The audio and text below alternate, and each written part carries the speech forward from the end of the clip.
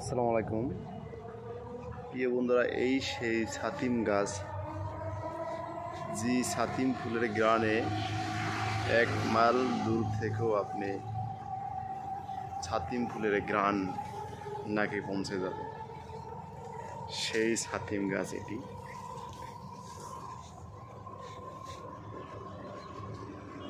প্রায় 8 feet height আছে, ছোটো আছে আমাদের কাছে।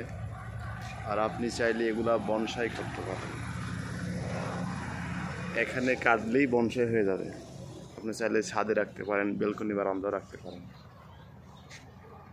এগুলা প্রায় 3 বছর 4 বছর বয়স হয়ে গেছে, এগুলা ফুল ফোটার সময় হয়ে আসছে। এই যে ছাতিম গাছ।